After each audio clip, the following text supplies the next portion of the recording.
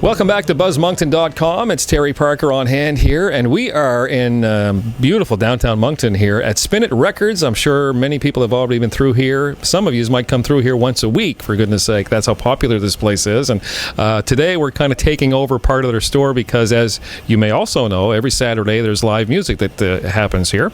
And it just so happens today it's Soaring Sirens who are getting ready to take the stage. And so we have Jordy Jepson, Chris Murray, and Gabriel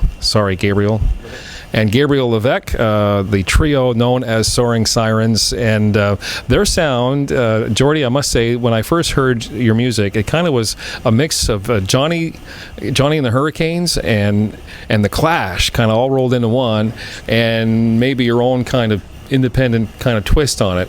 Where does that sound come from?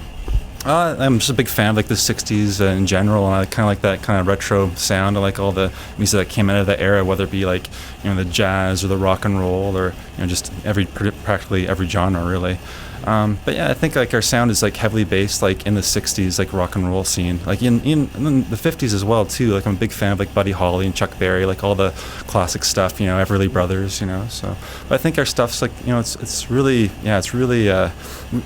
we grab a lot from those two eras, the 50s and the 60s. You're a veteran songwriter. You've been writing songs for quite a while. Has it always had this vibe, or is this kind of an evolution? Well, some of these songs are like almost 10 years old, but our band of Soaring Sirens, we've been kind of doing this for the past like 8 months or so underneath the Soaring Sirens name.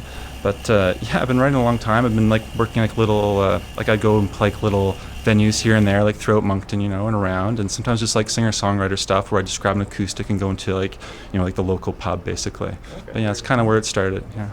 Yeah. So Chris, you've been with the outfit here for about 8 months also? Yes, that's right. Yeah. How about beach parties? Ever consider playing beach party? Oh, that would be great. I'm a big fan of the beach, so. It might maybe later in the year. Maybe not today. Maybe when it warms up a bit. It's still under a blanket of snow at the moment. But. So how was your experience with the Soaring Sirens? Is this something that... Yeah, so far it's been a lot of fun, really. The Jordy's songs are very catchy, very simple, and we seem to fit in a lot of different places. We've played a lot of different venues, all ages venues, nightclubs, outside town a couple times, at fundraisers, and so it's nice. It fits in everywhere, and so it's been a real pleasure in that sense. Now, Gabriel, you're the bassist with the band. How did your association with these two come about? At the start, I knew Jordy as a friend personally, and he just asked me to play bass, and I was looking for people to play. And I knew Jordy's background as a musician and with the people he played over time. And I knew it was going to be an easy fit, and really we'll all get along so well. I think it was quite easy. Yeah, very good. So far, my favorite song that I've heard from you guys is called Eileen and Me. It's got such a fantastic hook to it, and being of a radio background, that just speaks volumes whenever I hear stuff like that. Where did that song come from, Jordy? That song, I guess, Me and Eileen. Most of my songs when I write, they start off like as a musical piece, and then I'll usually write them on a guitar or sometimes a bass, and then when it came to like writing Me and Eileen, I don't know, I just like the idea of finding someone and traveling and touring with them, and the kind of situations that you run into, or bands that you enjoy, like they run into like on tour and things like that. And it's kind of like a successful story where something very positive happened to some people that are creative, and they end up taking it out to the masses, and they're welcomed in a positive light. So that's kind of, it's more of the feeling and the idea sometimes than about the lyrics, and that was kind of what I was going for with that. Okay, so the tune will oftentimes inspire the lyrics that come later. Yeah, that does happen too, for sure. Yeah, okay, very cool, very cool. So what's in store for down the road? I know you were telling me that you have your own studio, essentially, in the basement. You guys have been throwing down some tracks. Yeah. We do like a lot of live recording, like right off the floor sometimes. And so like right now on Bandcamp, you can find our "Love to Be Your Man," which is it's like our kind of our first like rough off the floor song, which you can actually purchase. And but right now it's just I think it was really nice. Yeah, so we just have some fun with it. We haven't got too much into detail with it. We're still like really open to going to a studio or finding like someone else to record us and whatnot. Well, but that's true too. Yeah, it's up in the air right now, like where we're gonna go with like the recording of the music. Well, all the best to you, Jordy and Gabe. Hey, right on, Chris. Thank you, Terry.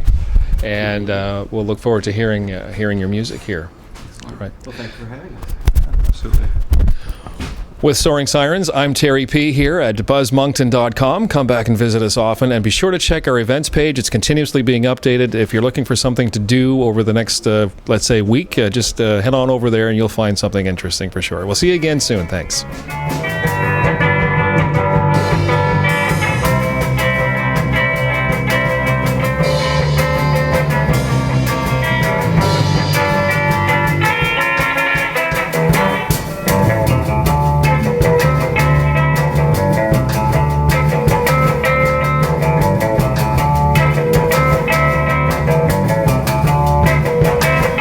Well, me and Eileen, after a long, long tour, Japan, Mexico, America, all across and around the world.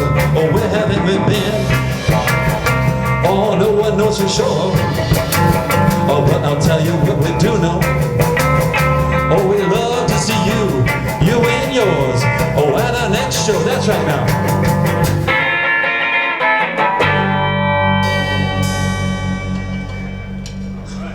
There we go.